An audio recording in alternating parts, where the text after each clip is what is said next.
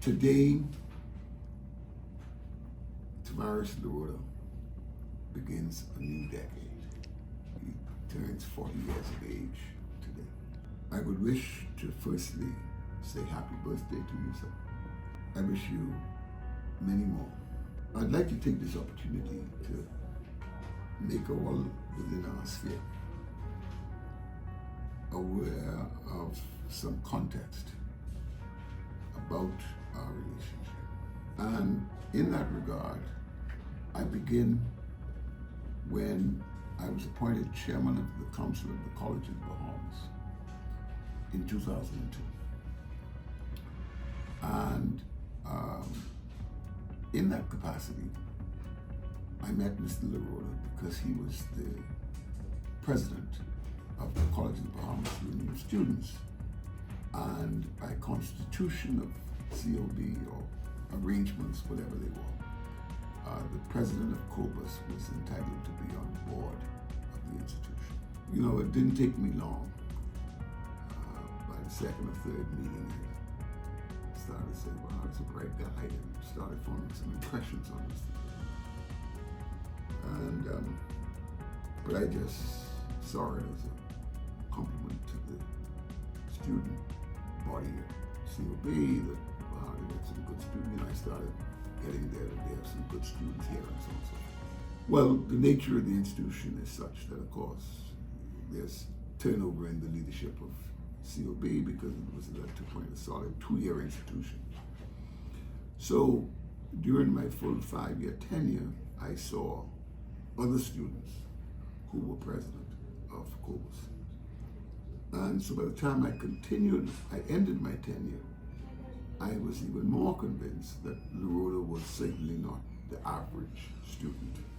After he left the institution, he stayed in contact with me through electronic means, and a few other board members. One in particular I would name here is Audrey Ingram. She has now passed away. But LaRoda would be away, and he's obviously reading stuff and sending material and so on and so forth. Very intellectual type of person. And so everything is fine, and I'm walking down Bay Street one day, and I ran into LaRoda. And Mr. LaRoda, let me pause, and you say what happened after that, after I met you on Bay Street. You asked if I had started working yet. This is my return home. And I said no. And you said, well, come see me on Monday. I've been here ever since. Well, what happened was, when I told him to come see me on Monday, that may very well have been a Friday or Thursday right then, and so on and so forth. But in the interim, I came back from there. And now Minister Keith Bell, at the time, was our general counsel. And I said to Mr. Bell what had happened. And I said, Mr. Bell, man, let's find something for LaRoda to do. Once I clarified and established that he could complete his pupillage, to be called to the bar and whatever the regulations provided, he could do that here with Mr. Bell as the titular pupil master.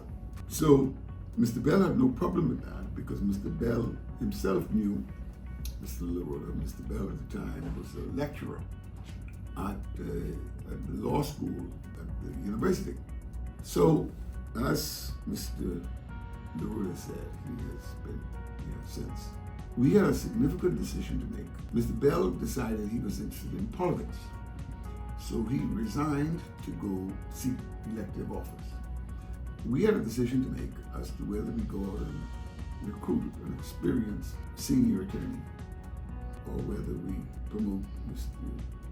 LaRoda to be our general counsel. You were not yet 30, right? No, 26. So at 26 years of age, we decided we're going to make Mr. LaRoda our general counsel. And all I could say is that as chairman of the board, I think that was a good decision. He has validated the judgment we paid. He has grown into being an extremely sound attorney. We rely heavily on his judgment.